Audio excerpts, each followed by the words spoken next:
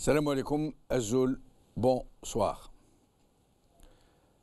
J'ai encore fait un rêve, mais un très beau rêve cette fois-ci.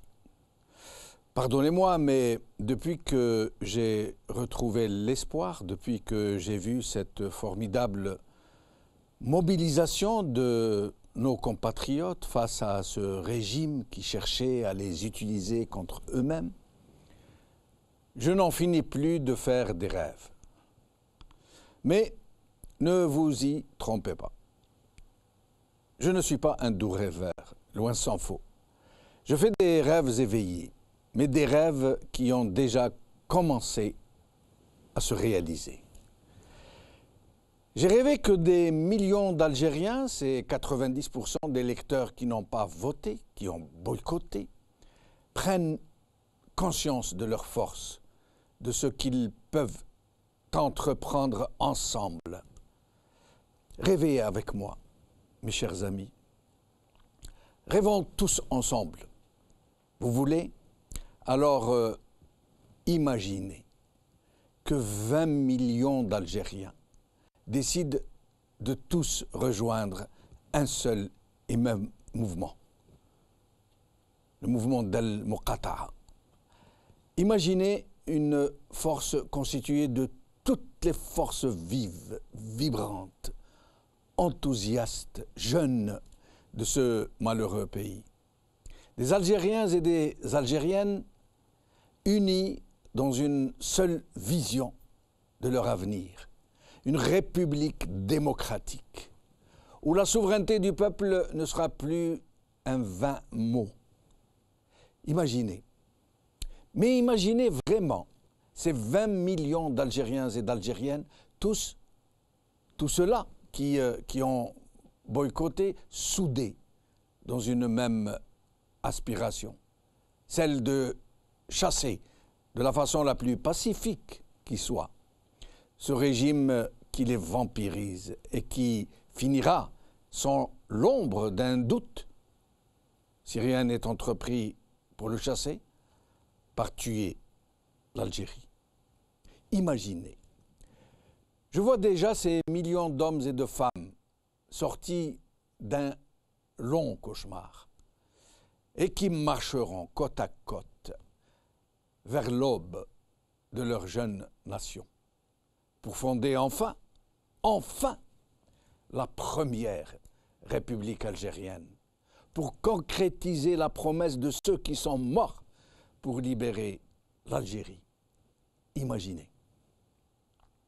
Imaginez la première République, une vraie République, une vraie démocratie, où les institutions ne seront pas des façades en trompe-l'œil, où nul ne sera au-dessus des lois, où la seule volonté sera celle du peuple souverain, où les élections seront libres et honnêtes, où les Algériens pourront vraiment choisir qui les représentera, où tous les élus, du maire jusqu'au président, seront désignés par le peuple, et non par les clans, et non par des barons véreux, où l'armée deviendra réellement la grande muette, puisqu'il ne lui sera plus permis par le peuple de s'exprimer sur la scène politique, ni directement, ni par quelque moyen qui soit. Imaginez. Imaginez une république, une démocratie où la presse sera réellement libre, qui n'obéira à nul autre milieu qu'à celui de ses propres journalistes, qui en seront les seuls propriétaires. Des journalistes qui n'obéiront ni aux forces de l'argent, ni à celles du despote, mais à leur seule conscience. Une république où les plus démunis, les plus fragiles, les plus fragilisés, les chômeurs, les personnes en situation de handicap pourront jouir d'une véritable solidarité nationale. Une république qui ne laissera personne sur le bord du chemin. Une république où la séparation des pouvoirs sera consacrée, où la justice sera réellement indépendante des autres pouvoir débarrasser enfin de l'épidémie de corruption qui la ronge. Une république où la culture, la recherche scientifique, les sports, l'artisanat, l'enseignement retrouveront leurs lettres de noblesse. Une république érigée en méritocratie, dirigée par des hommes et des femmes compétents, intègres, déterminés, qui redonneront vie à l'industrie, à l'agriculture, au tourisme, à tous les secteurs de la vie économique qui se meurent et se calcifient sous les effets d'une médiocratie, d'une mafiocratie. Une république qui ferait renaître les vraies valeurs d'honnêteté, de sérieux, de civisme, de compétence, de labeur, de partage, de justice, de tolérance, où le mérite intrinsèque supplantera la cooptation et le clanisme. Vous réussissez à imaginer tout cela? À votre avis, n'est-ce pas là un rêve réalisable? Ne suffirait-il pas que tous ceux qui ont boycotté ces élections décident de ne pas se résigner, qu'ils se décident enfin de se mettre tous ensemble, et tous ensemble de marcher vers demain?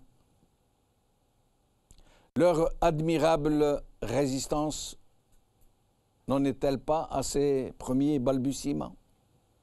Il suffirait de si peu pour que nous nous levions tous ensemble et que tous ensemble nous décidions de nous unir, tous, au sein d'un même mouvement pour que l'aube soit et que vienne enfin l'heure de la délivrance et de la dignité.